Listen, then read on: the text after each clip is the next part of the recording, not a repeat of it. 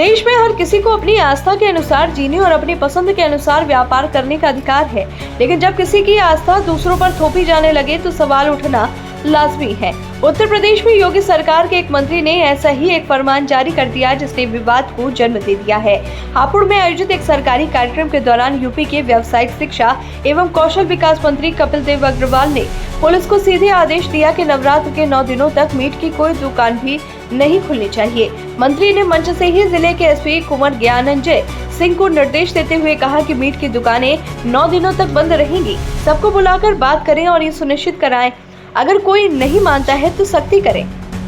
उनके इस बयान के बाद सियासी हलचल तेज हो गई है। समाजवादी पार्टी ने इस आदेश पर तीखी प्रतिक्रिया दी है। सपा प्रवक्ता दीपक रंजन ने कहा कि देश संविधान से चलेगा, न कि किसी मंत्री के फरमान से। उन्होंने सवाल उठाया कि यदि नवरात्र के दौरान मीट की दुकानों को बंद करवाया जा रहा है तो फिर रमजान को देखते ही शराब की दुकानें बंद क्यों नहीं कर दी जाती। मंत्री ने ये फरमान ऐसे समय में दिया है जब योगी आदित्यनाथ सरकार के 8 साल पूरे होने का जश्न मनाया जा रहा है। कार्यक्रम के दौरान जब पत्रकारों ने नवरात्र में मीट की दुकानों को लेकर सवाल पूछा तो मंत्री ने पहले पुलिस अधिकारी से जानकारी मांगी।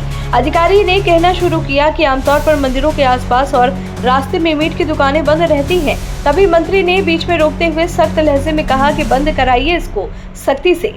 9 दिन नवरात्रि में कोई मीट शॉप नहीं खुलेगी, सब चेक कराइए, सबको बुलाकर बात करिए, मीट की दुकान नहीं खुलेगी। अब सवाल उठ रहा है कि क्या किसी मंत्री को ये अधिकार है कि वो किसी धर्म विशेष की भावनाओं का हवाला देकर पूरे जिले में मीट की दुकानें बंद करने का आदेश दे? क्या संविधान में इस बात की इजाजत है कि एक धर्म के त्योहार पर दूसरों के व्यापार पर पाबंदी लगाई जाए?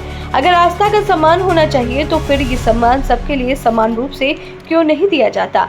ये कोई पहली बार नहीं है जब धार्मिक त्योहारों के दौरान प्रतिबंधों को लेकर बहस छिड़ी हो।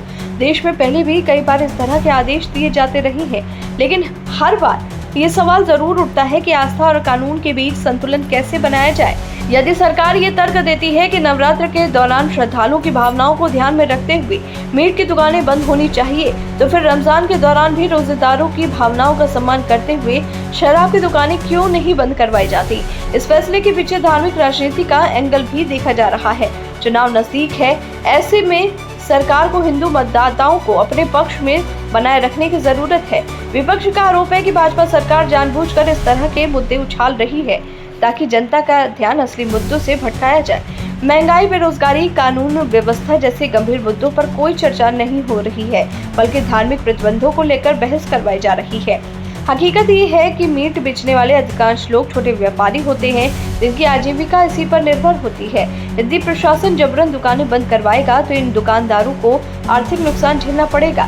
क्या सरकार ने ये सोचा होगा कि इन लोगों की रोजी रोटी का क्या होगा?